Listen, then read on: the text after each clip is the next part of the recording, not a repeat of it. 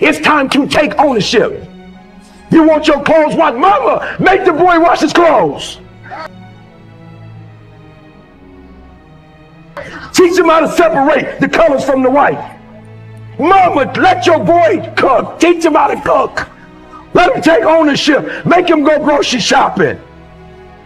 He said, well, he don't know how to cook like me. Give him at least a day then. Give him 2 days. Take ownership. Teach him how to change the oil. Make him put gas in the car. Ownership. I love my daughter to life. When we go to the gas station, my baby girl get out and pump the gas. And somebody said, why you make your queen to be? Why you make her pump gas? Because I need to teach her one day I might die on this plane and she need to know how to put the gas in the car. And I was thinking about all the things you got from your time in the SEALs, and it's almost a bit of like a microcosm of what I think a lot of men are looking for. You know, that sense of purpose, that brotherhood. And they find it these days in like video games and stuff, right? Video games, I've got no, I cast no judgment on people that play video games. I've played video games my whole life. But it seems like there's a reason we're getting like increasingly addicted to these video games, because they're giving us something that we're searching for in real life and not getting. You use the words brotherhood, purpose. These are things that the SEALs clearly have in huge amounts. Is there anything else that you'd add to that list of what it takes to feel fulfilled? Yeah, Jiu-Jitsu. It almost has become a joke amongst me, my friends, people that listen to me, is you got some kind of a problem in the world, you got some kind of problem in your life, go train Jiu-Jitsu. There's a reason why I say that.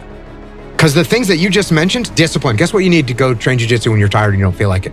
Discipline. Guess how you feel when you're done? You feel awesome. You get a bunch of dopamine. Guess who you're there with? A bunch of dudes that you can relate to. And guess what you're going to do together? You're going to struggle. You're going to go through some hardship together. You're going to sweat. You're going to choke. You're going to get your arm broken. Like, these things are going to happen. Not going to get your arm broken, but you may. Or you're going to be with a little brotherhood. And by the way, women train Jiu-Jitsu too. My daughters all train Jiu-Jitsu. It's all good. It's all good.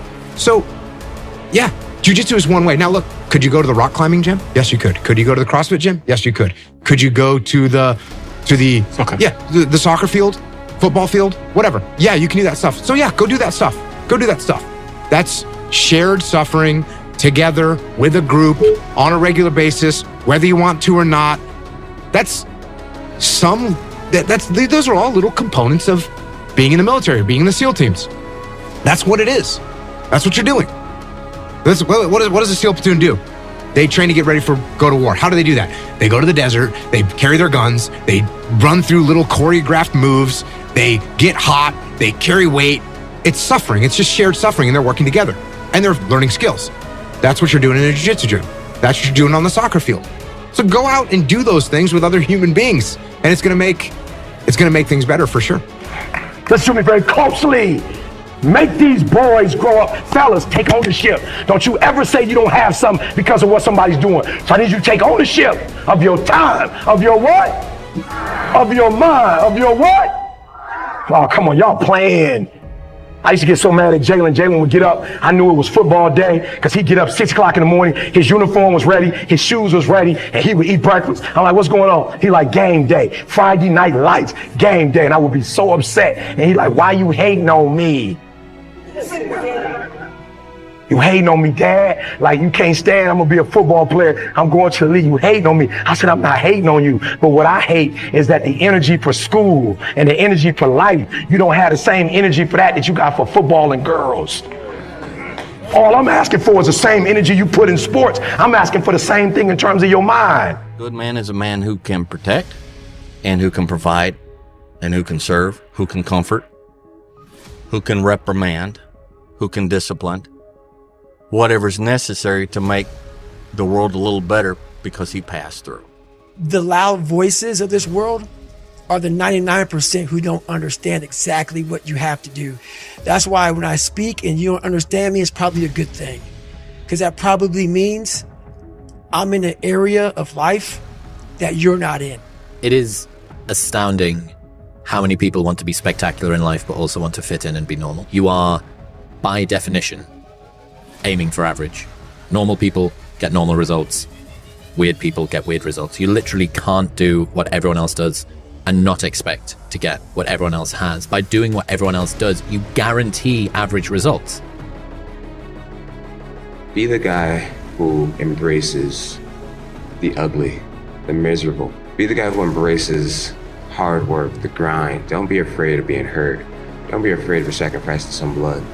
You ask all my teammates, one thing about Michael Jordan was he never asked me to do something that he didn't do. And they're gonna say, well, he wasn't really a nice guy. He may have been a tyrant. Oh, well, that's you, because you never wanted anything. If you're cool with walking in the shadows of yourself, and you know the only person you got is the man right there in the shadow, man. How you doing? Pretty good. How you doing? All right, man. Cool. It's kind of weird having a conversation with you, but ain't no one else around because everyone else has faded way back then, way back there. You know, if you're cool with that kind of walk of life, I tell you, man, the world is your playground. So I went to a powerlifting competition a couple of years ago. There was this one guy there lifting. He holds a bunch of records in the squat. And he's a normal working class guy from a normal working class town on the outskirts of Newcastle. And watching that man warm up is something else. He's got a sacred playlist. He never listens to the songs apart from when he's about to step on to the lifting platform. He's got these headphones on and he's just walking up and down in the same way that you'd see a bull ready to go out, ready to go and chase something. And he steps out on stage and the hairs stand up on the back of your neck. You're watching this guy channel rage, fury. That's the god of war. It's your brother, your mom, your friend. The one comment they're gonna say, you've changed. Why are you doing another kick like this? Oh, you're gonna try that now. Okay, here we go again. The thing is that it's not about them being right or wrong. Again, it's about how right and how wrong they could be. Let's say you wanted to start a podcast in the past and you did 3 episodes and then you fell off. And then they think, I told you so. Stop with these dreams. Stop with this crazy content stuff. You're never going to become an influencer or whatever your goal is. Replace influencer with whatever your thing is. The thing is that you are still closer having done 3 than having done 0. And so it's just about directional correctness and realizing that criticizers are more often correct, but when it matters most, incorrect. But for some reason I thought that I needed to be the guy. And I said, no, you know what? You don't need to be the guy. You're a leader. You need to support your leader. And it's not about you. And so that right there also changed my attitude, because then, from then on, in my career and in my life, I realized, hey, I don't always need to be the center of attention, which is what our ego wants us to do. Our ego always wants it to be about us. And it's not about us. It's not about us at all.